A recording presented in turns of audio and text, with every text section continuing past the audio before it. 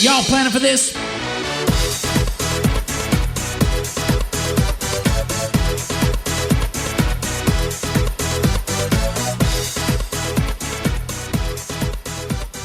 Welcome back, TPR Nation. This is Jamie Shalansky in an episode of Worlds to Conquer, and we are going to continue our conversations about executive assistant and virtual assistant. And I want to make sure we understand the distinction. An executive assistant is normally somebody that is working for you in a full-time capacity. A virtual assistant is somebody that is working for you part-time remotely or sometimes fractionally. Both have tremendous value. It just depends on your particular needs of where you're at in your life. You know, at Shalansky & Associates in Anchorage, Alaska, we have an RIA where we have an enterprise office. So most of our executives that sit inside the leadership panel, they all have full-time executive assistants to help facilitate their needs in getting things done.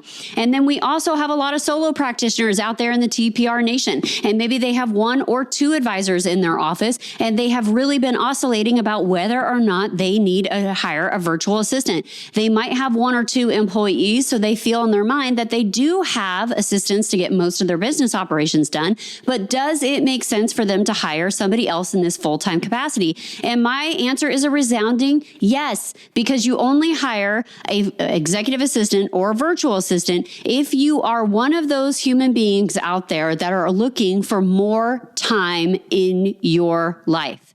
Do you ever wonder what you could get done if you just had a little bit more time?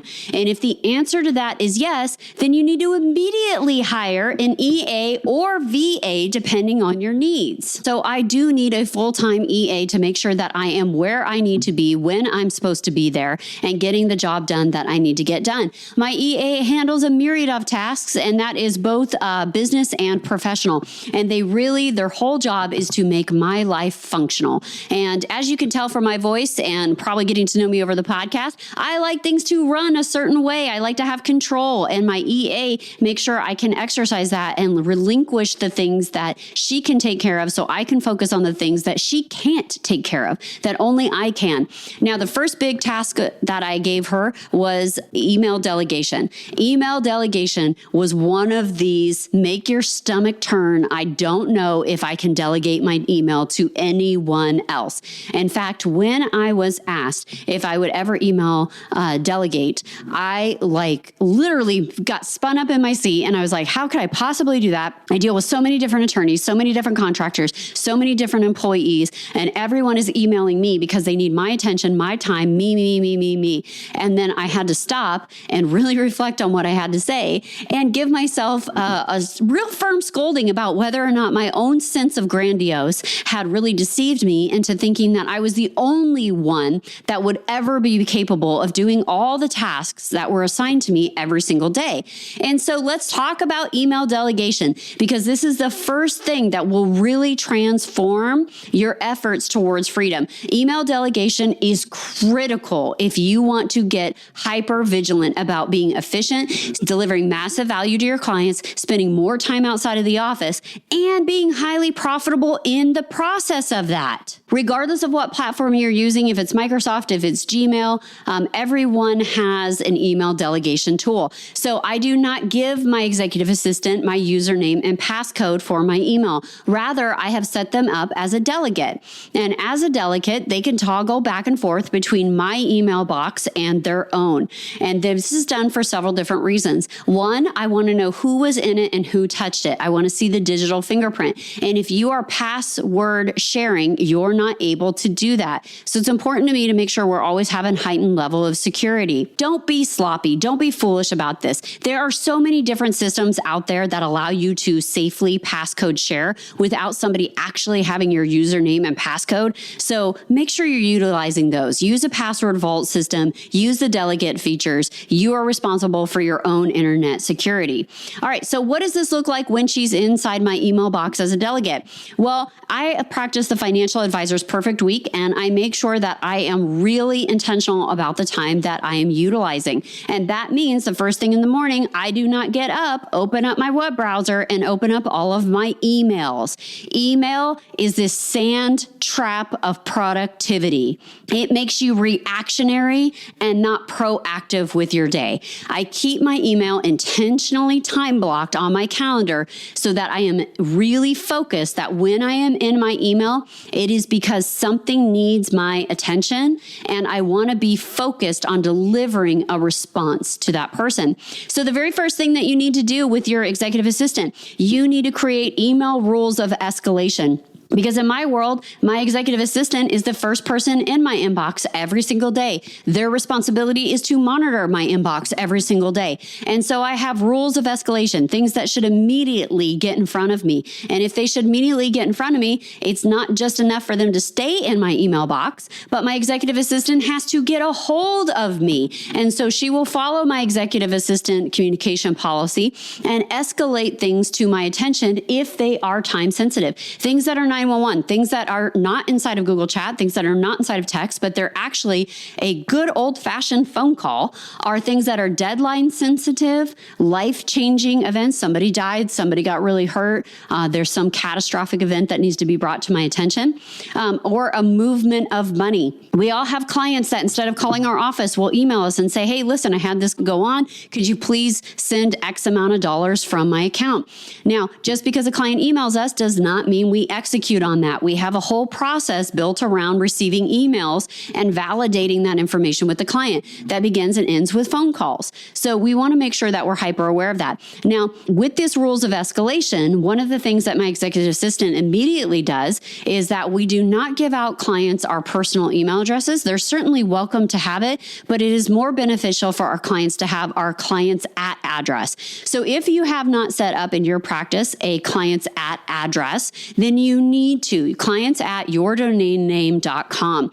And the reason is this now gives it an inbox for clients to reach out to and make sure that their matters are being handled. And I tell my clients when we first come on, I say, listen, you're welcome to email me anytime, but know that I don't live inside my email box. In fact, most of the times, Mr. and Mrs. Client, I'm in a room, much like what we're in today, and I'm inside of a meeting. So if you want to make sure that your email is received and heard and responded to in the most prompt amount of time, please make sure you use this exclusive clients at address. And then we have an entire team here to facilitate making sure that you, Mr. and Mrs. Client, are taken care of. And so they know if they have to email me something personally, because it does still happen, particularly if they're kind of working through things and they want to make sure it gets in front of me, I have set the expectation that they're not going to have a same day response. It might not even be same couple of day response, because if you want an immediate response, you need to email the clients at address. And that doesn't come directly to jamie@shalansky.com. And so it was really powerful that I gave those rules. So the first thing that my EA will do is they'll peruse through my email. They'll get rid of all of the junk. I have an amazing Google hack if you're a Google user. I just showed it to several of our leads and I had our entire team implement it in order to clear out, I think it got rid of 82% of the junk emails inside my box. It's been fantastic. So I had them deploy it across the entire organization, filters through all of that information. And then what she'll do is she'll organize the emails according to priority and the things that I absolutely have to be made aware of. She will forward any emails that need to go to the client's at address so my team can immediately jump on them. She'll add it to the log of, hey, by the way, this is what happened. And so that I am informed, but I do not have to do anything regarding that. She will also take care of things like if I need an insurance license renewal, if it's a credit card that's needed for a conference that is coming up, whatever those little tasks are that she can do, she's going to get done. She will also delegate tasks, often to herself, sometimes to different team members, if they involve different team members. So I make sure she has a good understanding of the scope of what everyone does so she can get those to who they need to be to as soon as they need to be there. So when I go into my email inbox, I will see exactly what I need to get done and have a very focused time period to work on those activities. activities. Now, if I get a really lengthy email from a client and it's going on, and I've got to do something on the side of the financial plan, maybe it's coordination with different people, it's insurance, it's all these different concepts, then what I will do is I will ask my assistant to reach out to the client, let them know it's received, and that I'm going to begin working on it, and then schedule work time on my calendar for me to sit down and just be focused on completing that one activity and responding back to the client's email thereafter. So this is about intentionality. One of the things that we oftentimes joke about is email has now become the instant message, and this drives me nuts. So people will say, oh, I just emailed you, I emailed you. And that email will come in maybe 2 minutes ago, maybe 3 minutes ago, maybe 10 minutes ago, maybe 30 minutes ago. And they expect that you've already read, ingested all of the information, and you have some type of formulated response. That's not reality. I mean, think about what email is. Email is electronic mail. It's electronic mail. So if somebody had pinned you a letter and mailed it in the post and it got delivered to your post office box, would you immediately run outside when you saw the postman, slice that bad boy open, start reading all the information, get out your pen and paper and start scribing a letter in response? Probably not. I mean, there's a reason that this really stopped in the sort of mid-1950s as things became more efficient. And did it stop because that electronic mail came along? Yes, absolutely. But we all instantly forgot that it was mail. It was still mail. That's how it was being delivered to you. So if you have been working with your team members, you have been working with other centers of influence, and you've been working with clients to set the expectation that you would instantly respond to their emails, then that's on you, which also means you need to fix this. Now, one of the ways that I've seen this go terribly, terribly wrong is that one of my centers of influence is an attorney. And when they discovered this, not instantly responding to emails and being able to time block in order to really read, digest, listen to that email and respond, what they would do is they would turn on an auto response. And the auto response would basically say, I've received your email, but I'm using time efficiency hacks that allow me to only look at email on certain days at certain times, and therefore I'll respond to your email at those certain days and at those certain times. Now, I think this is terrible. I don't like it. If you use it, take it off as your autoresponder. And I would say almost never have an autoresponder unless you are purchasing something online and need confirmation receipt that you have bought it. And the reason why is because it again reinforces that some type of response should be automated and should be instant in your inbox. And I don't think you owe anyone an explanation that you're not instantaneously reading your email. Instead, you can set a better expectation by carving out time on your email to get back to certain individuals. And so one of the tacks that I like to utilize, if you're using the Google system, I don't know on the Outlook platform, but in Gmail, is the schedule send. So if you open up an email and you look down next to the send button, on the right-hand side, there will be a downward pointing arrow. And if you click on that arrow, it'll say, do you want to schedule send this email? And you say, yes, I would love to schedule send this email. And you schedule send all of the time. And when I use it, this is the reason why I'm using it. I want, even if I am working on something instantaneously, maybe I'm on an airplane flight and I'm going through my email box and something pops in and I'm able to instantaneously take care of it before my executive assistant's even seen it, then I'll go ahead and take care of it because I've got that time, right? I'm just sitting there on the airplane or I have a good utilization of that particular time for this particular task. So when I'm doing this, I will use a schedule send and I will have it sent out at a later, more appropriate time. I particularly do this on the weekends because I don't want to set the expectation of always being instantaneously available.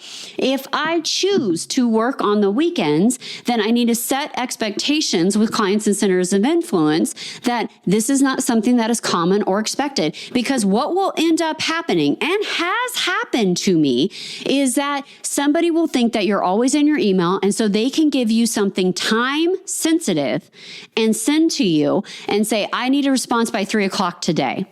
And then they never pick up the phone to call you to tell you, hey, I needed an answer by 3:00 today, because they think you are living and breathing inside that email inbox. You must have a clear communication policy of what should be escalated to your attention and when it should be escalated. I've shared with you a lot of my 911 reasons to escalate something to call me. And that is when somebody dies, when something tragic, maybe your life change has happened, when something involves a deadline, and something involves the movement of money because of that deadline. And so anytime those things occur, my entire team knows that they don't Google chat me, they don't email me, they don't send me a text, they call me, they pick up the phone. Those are the reasons that you should instantaneously get a hold of me. Now, everything outside of those boxes pretty much gets de-escalated in our office. My team of almost 15 individuals do not guess at this. They do not wonder when they should escalate something. They do not question when they're allowed to call me, because it is written down as a policy. It is available to everyone. So if anyone is concerned or have a question, they can literally go around and read the policy and say, hold on, it falls under this. And so even if you are a single practitioner, even if you are a small solo advisory office and you have a part-time person working with you or a full-time person, you have to create these rules of escalation, because if you do not create them, then everything will get escalated. Everything is an emergency. Everything is a priority because you did not give your team the tools to know the difference between each. If my team calls me and I don't answer the phone and they send me a text message or some kind of indication, they say, hey, high priority item. This is the 911, almost the 911 category. I instantaneously drop what I'm doing no matter where I'm at and I call them back, because they know that if they have rang that bell, they need me immediately. And that is my responsibility as the leader of the organization to immediately get back to them. If you are the type of leader that nobody can ever get a hold of, then you are creating a catastrophic event for your team. You're causing unnecessary stress, and they never think that you are fully engaged. So I can create these rules of escalation. I cannot be in my office all of the time. I cannot be in my email all of the time.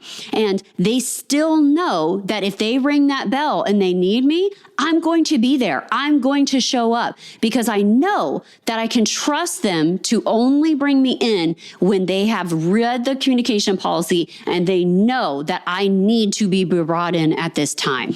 And so what I had to do was create this communication policy. Then I brought in a third party to come and teach the communication policy to the team with me there, quietly listening and guiding the conversation. Now, why did I bring in a third party? I went out to the university. Most universities have some type of business development class. Some of them have communication instructors that will come out and teach different communication policies. So I hired this individual for like $300. I had a team meeting session. I outlined the curriculum that I wanted the communication policy to cover.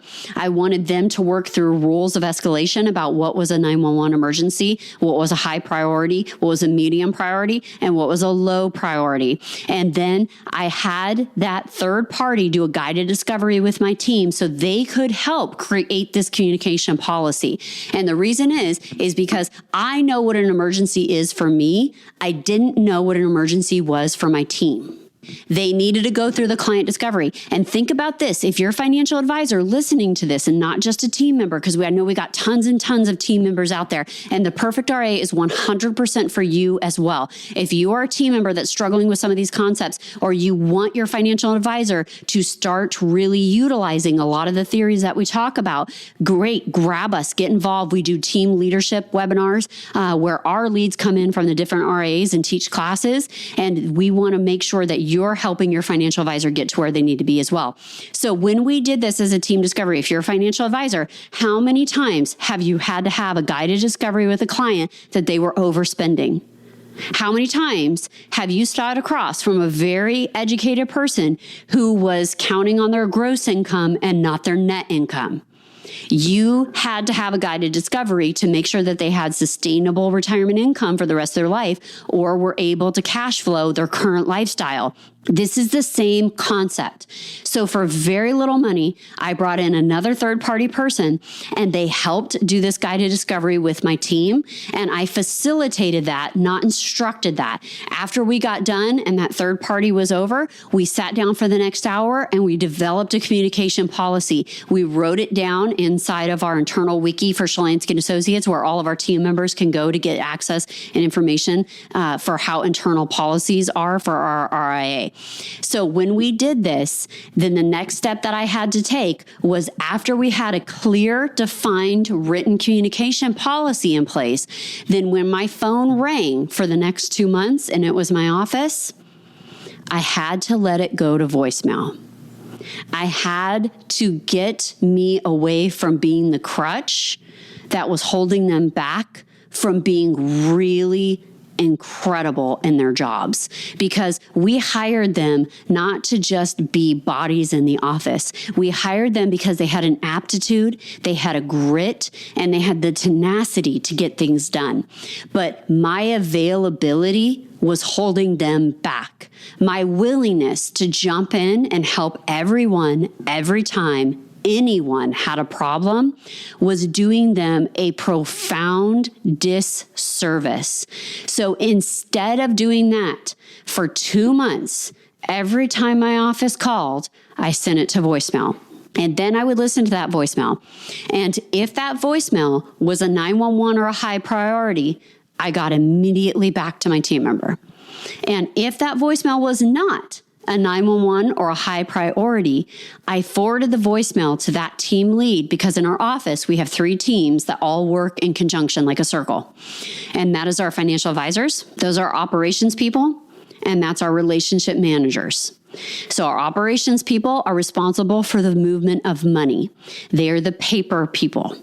And then our relationship managers are responsible for the experience, but do not provide financial planning advice with our clients. These are people. And so if a team member reached out to me and they broke that communication policy, I would forward the voicemail over to that team lead. And then I would call the team lead and say, why did your person call me and not you in this instance? Why are they breaking that communication policy? And so I gave them the tools and resources to reshape the way that we were doing things in our office, but I involved them in that process. And so when my lead comes back and says, hey, I know you reached out to Jamie, you had a question on this. Is there something that was unclear in the communication policy? Is this a 911 or high priority issue? And then all of a sudden the team member was like, oh, no, it wasn't. I just, I'm so used to calling, or, I just thought it would be real quick. I want to caution you against the words, hey, I have a quick question for you. So one of the hacks that I do with my office is that I told them that if it is a quick question from a client, a vendor, or a third party, then they're empowered to answer it. If there's a quick question, you, as an informed, educated team member, can answer that question. But if you can't answer the question, it's not a quick question and now has to be scheduled on my calendar. So think about that. How many times has a team member reached out to you and said, hey, quick question for you? Those are dangerous words. I have a quick question for you. No, you do not. You have a little bit of information and I'm going to be missing the bigger picture because I don't have all of the information. And you think I can give you an immediate response when I'm blindsided, because you don't know where I'm at or what I'm doing, and I might not have all of the documents in front of me. So if you call me and you say, hey, quick question, Bob and Sue called in and they delayed their RMD last year. They're going to take it in April this year. Which account do you want it to come from? And by the way, I think they're going to have another RMD. So how much do you want coming out of each? That's not a quick question. I don't have Bob and Sue's accounts memorized. I don't know the balance of everything for every single client that we have. I don't remember what Bob and Sue have going on this next year. I don't memorize their tax bracket. That has to have somewhere to live. So we go back and we started talking about our email delegation. Email delegation quickly transcends into communication policies. So as we talk about the action items that you must immediately take, we're really going to sit here and think about, are we ready to email delegate? And that's a big scary task, right? Because things will go wrong. Things will get missed. You have to create the rules, the boundaries, and how you want this to operate. It's not always going to go smoothly. But guess what? One of our top rules at Shillane Skin Associates is no one's allowed to delete anything. So everything can get archived. And so if we have a client that emails in and says, hey, I never heard back from you, they're not going to keep emailing necessarily. They're going to pick up the phone and call and say, listen, I sent you an email. You didn't get it, or you didn't respond to me. Can we talk about that? And then you have a conversation and say, you know what? I'm so sorry. I see that your email came in. It went automatically to archive. My apologies. Let's get you on the calendar and figure it out. Most of the time, when it comes to email delegation, there are not things that can just blow up in your face if you're doing it the right way. So the right way is, number one, get your executive assistant or your virtual assistant a delegate credential login so that they can log into your email and they can filter through it before you even arrive. Action number two, when are you scheduled to look at your email? And if you have your email on the phone, you better get it off immediately. I cannot stand sloppy financial advisors.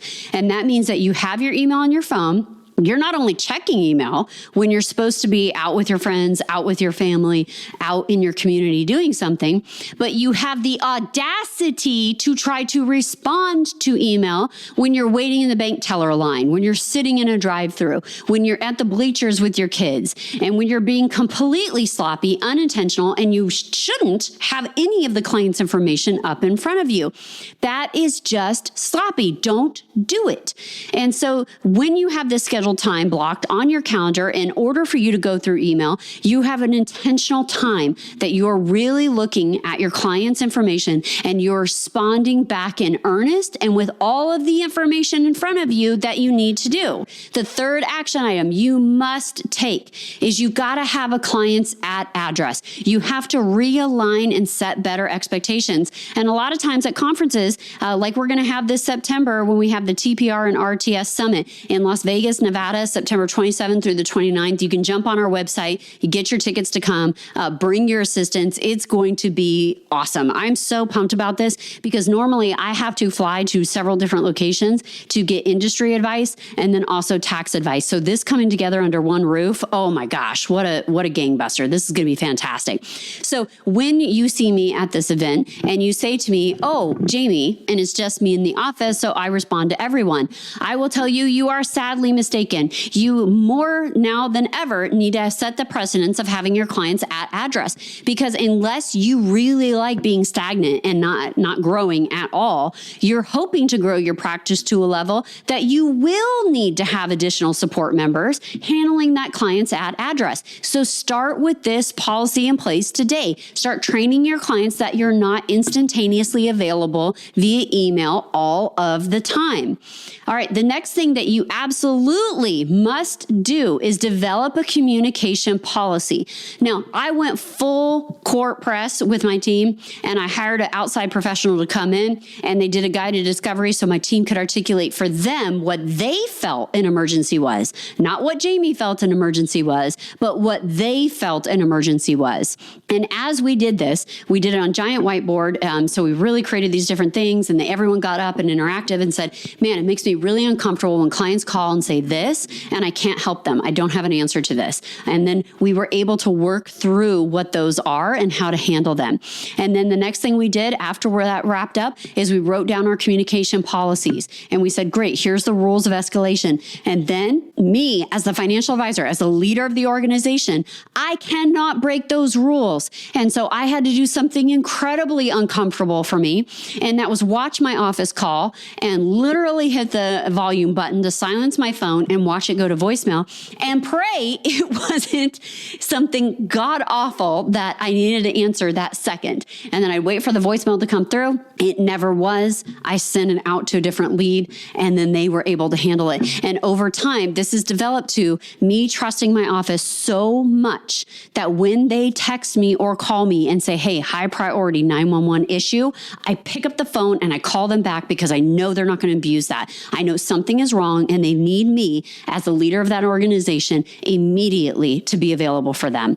And I trust them. I explicitly trust them to know that process, to understand the communication policy, to not abuse it, and to know that I will always show up for them when it is an emergency. So TPR Nation, this is a lot about email delegation, how we use an executive assistant to help us do email delegation. If you are thinking about hiring an executive assistant and maybe you think you need a virtual or a fractional person to come in, we've got tremendous amount of resources here. We can give you the pros and cons of different ones and different companies you can reach out to that will make this a lot simpler for you to choose and choose how many hours of each person's time that you need.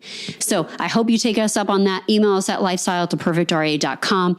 Hiring an executive assistant or virtual assistant will give you the greatest gift in your life, which is more time back. Somebody else handling this functionality, these things that become the sand trap of our lives so that you can go do the things you want to do to become the person you want to become. TPR Nation, this has been an episode of Worlds to Conquer. I'm Jamie Shalansky. Go find people who share your values and change the world. Hold on before we go. Something that you need to know. This isn't tax, legal, or investment advice. That isn't our intent. Information designed to change lives. Financial planning can make you thrive. Start today, don't think twice. Be a better husband, father, mother, and wife. The perfect RIA, the perfect